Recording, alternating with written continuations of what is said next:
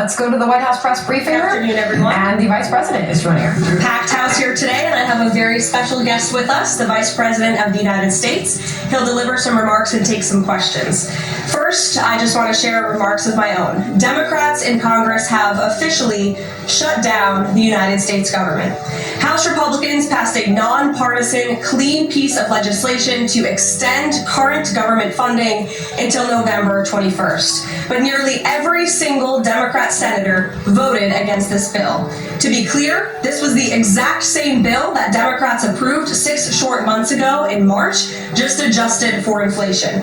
This is the same kind of clean funding bill that Democrats passed 13 separate times when they held the majority during Joe Biden's administration. So the American people woke up this morning and asked the obvious question: why is the government shut down right now? The answer is pure partisan politics being played by the Democrat Party. The Democrats shut down the government because President Trump and the Republicans will not force American taxpayers to pay for free health care for illegal aliens. America is $37 trillion in debt. We cannot afford to provide taxpayer-funded free health care to illegals who broke the law to enter our country. To put this all into perspective, the Democrats refuse to keep the government open over health care to illegal aliens and now have jeopardized critical health care programs for American citizens instead.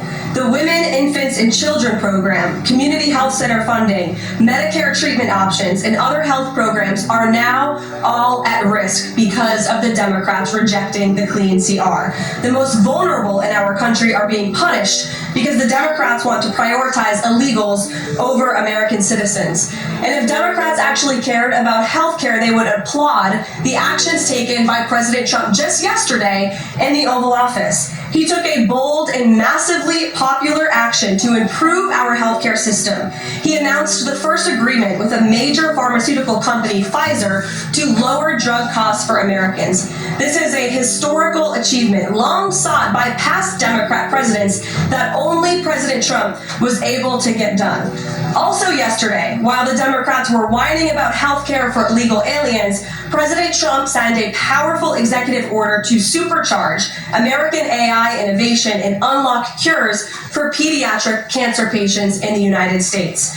While President Trump took action to lower drug prices and improve the lives and the care of American children with cancer, again, Democrats are fighting to give health care benefits to illegal aliens. The Trump administration is fully committed to lowering healthcare costs and advancing policies that will save American lives.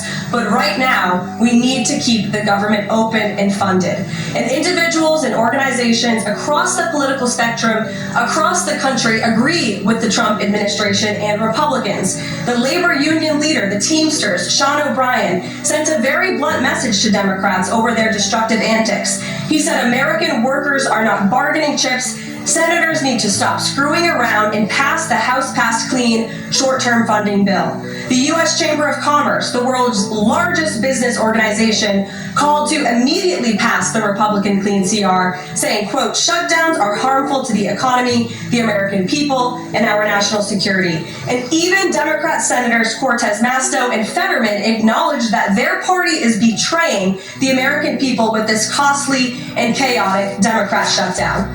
Enough is enough. Democrats need to stop sabotaging our country and holding the American people hostage in the country.